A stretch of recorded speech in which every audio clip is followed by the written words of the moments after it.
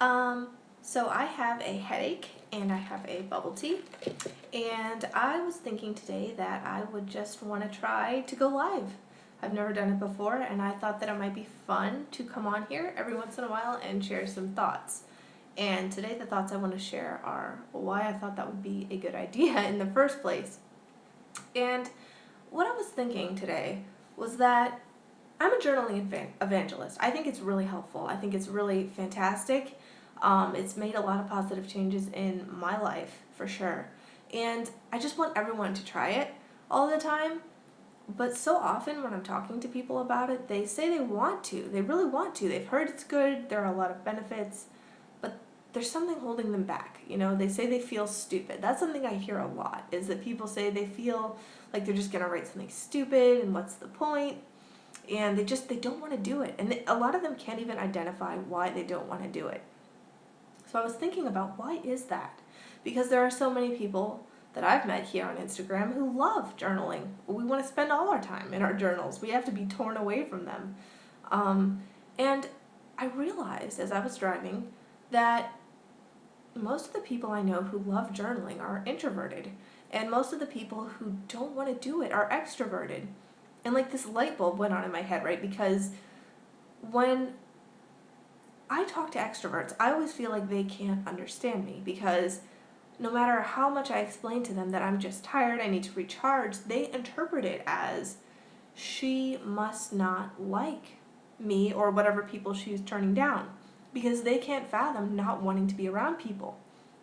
Whereas for me, I'm realizing I can't understand that sometimes extroverts don't want to be alone with their own thoughts, right? Because with introverts, the risk is that we isolate ourselves. That's what we have to watch out for.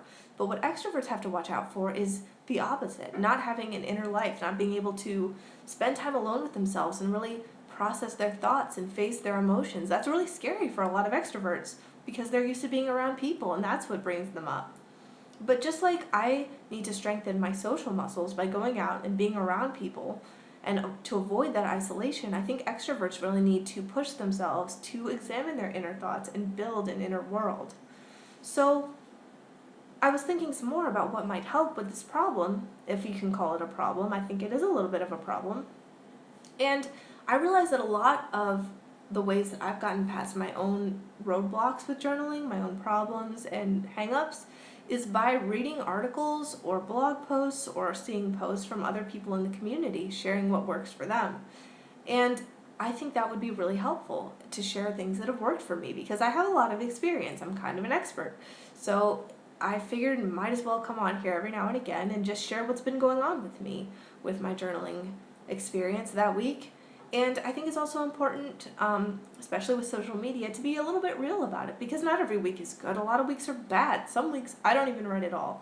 And I think a lot of times we come on Instagram and we see these beautiful posts or these long filled pages of people just really pouring out their souls, and we think, I haven't written that much, or my pages don't look that nice, or I feel bad about my journaling. I feel like it brought me down, because journaling can take you to a toxic place. And I feel like a lot of these negatives don't really show up in the community too much.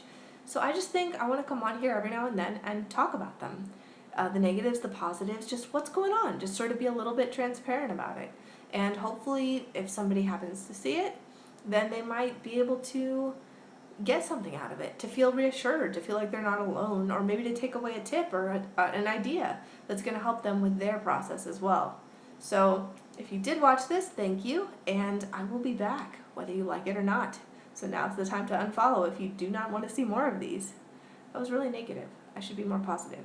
Stay followed and recommend your friends to follow me, because I am going to impart my angelic wisdom onto all of you. Bye! Oh no, I don't know how to end it.